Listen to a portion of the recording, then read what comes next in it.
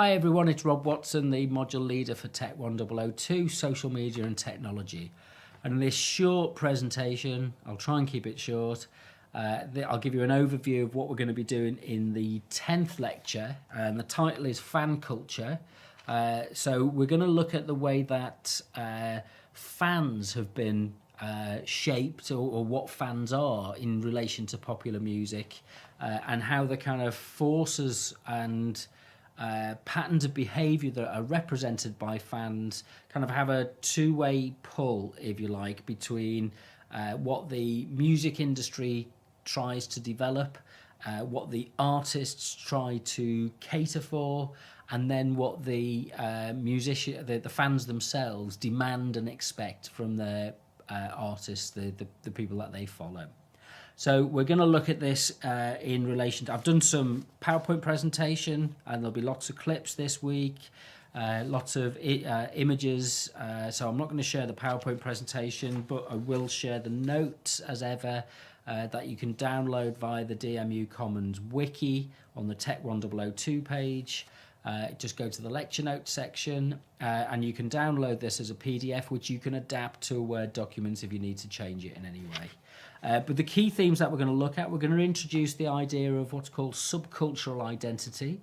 So our mainstream culture is defined as the kind of things that the majority of people engage in and do. They consume their media through the kind of main channels. They buy the national newspapers, they watch the national televisions, the television stations, they watch the local and national radio stations. But subcultural identity is the kind of media and music that people in smaller groups that aren't necessarily part of the mainstream consume and identify with.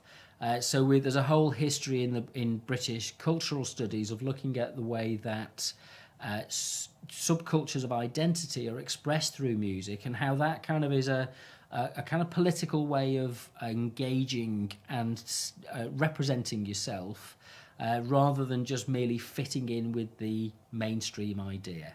So music has this kind of sense, and being a fan has a sense that it shapes your identity in relation to the rest of society and the rest of the culture that we're part of.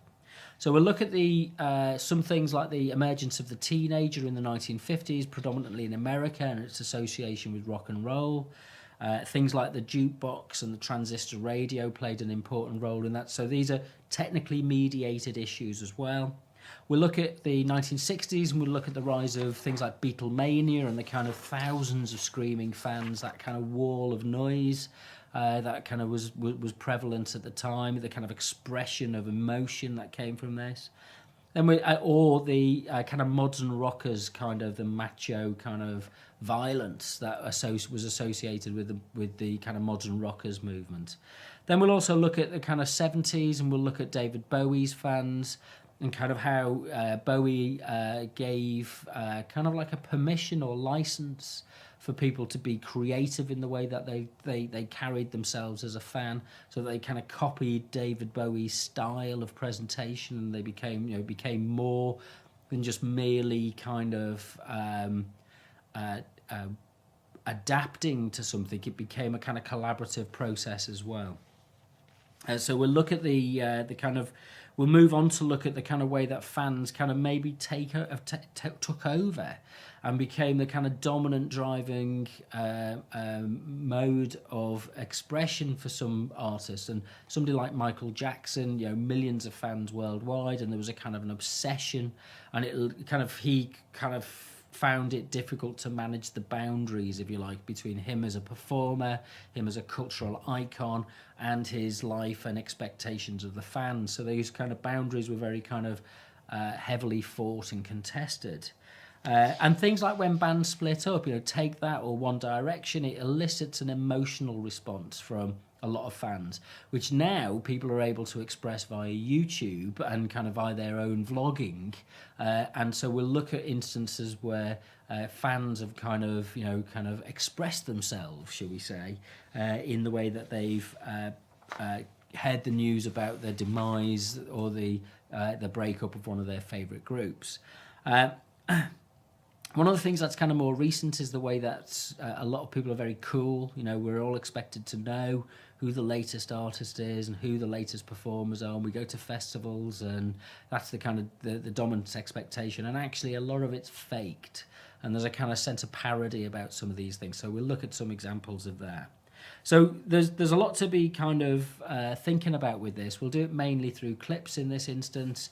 There's some background reading associated with it. If you want to read the chapter 5 in the Delwish and Henderson book, it's Suzanne Scott, Who's Steering the Mothership, and it's kind of about the role of the kind of uber fan, the fanboy who kind of dominates the debate and discussion and sets the terms that other fans are maybe expected to follow, and she kind of relays that story in terms of how it crosses genres and it kind of occupies a certain kind of position within relation to other fans. So it's an interesting chapter. But there's a program which kind of illustrates this. It's called, there's a link available via the box of broadcasts, which is When Pop Ruled My Life, which is kind of the fan story and what people have got from being a pop music fan and how it's kind of shaped their lives and their sense of identity. So a lot to look at, a lot to consider. So if you get to the chance to read some of the material beforehand, if not, it's okay if you supplement it afterwards and follow it up. If you get to watch the program that's available, that's great as well. Otherwise, we'll kind of have a good discussion about it in our workshop sessions that follow this up. So I'll see you bright and early on Thursday morning.